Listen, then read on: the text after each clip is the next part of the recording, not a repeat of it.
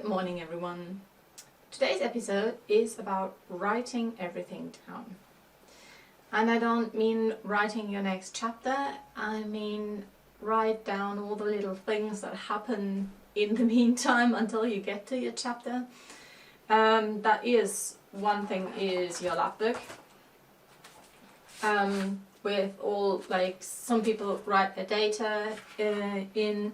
I'm also writing in what I'm doing with my plants, everything that happens on the day that might be interesting or useful later, and everything that you don't even think of that it might be useful later. This summer, for example, I wrote a paper about an experiment that was 2 years ago. Field experiment, so that was over the whole summer.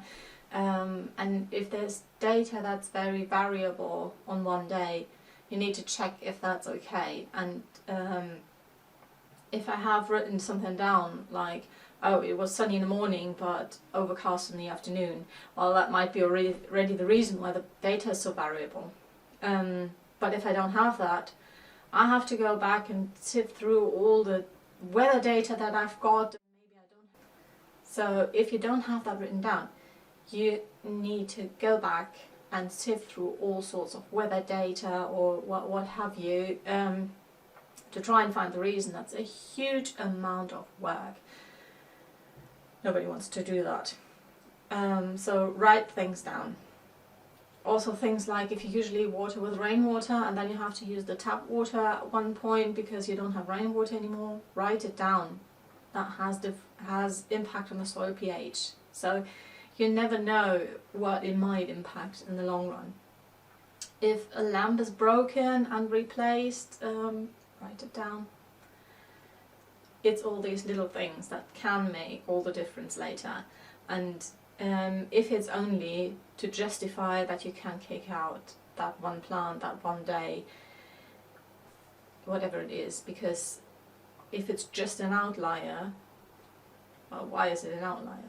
Maybe it's important that this one is an outlier, but you need to know why. So that's documentation in your day-to-day work. But it's also really good if you write something down for every experiment that you do. So say 1 or 2 pages maximum. You write down first, why are you doing this experiment? So you should know that anyway, but write it down. What is your hypothesis for this? And what are the measurements that will show you if that's right or wrong? And then once you've conducted the experiment, put in the most important graphs. You'll have to discuss them with your supervisor anyway, so you might as well put them in that document. And write like just a couple of bullet points what you think that tells you. Did it work out? Is the hypothesis or the question, is it answered? If it's not, why not? What do you think you want to do going forward? Because that is already the structure of your chapter, if you use that. And if you use multiple experiments, obviously you have to stitch them together, but you've got your ideas sorted, and at the point where you just got your data in and analyzed your data, you've got it all in your head. You've got, like, you know what you think about this. But do 3 more experiments, 5 months down the line, you have no idea anymore. And you have to redo all these thoughts again and again.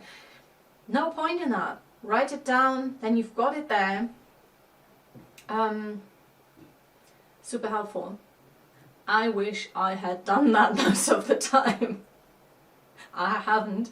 And I can see now that it would have been really useful. So if you're not in year 3, go ahead and do it. And that's all I want to say for today. I'll see you again tomorrow. And until then, keep smiling.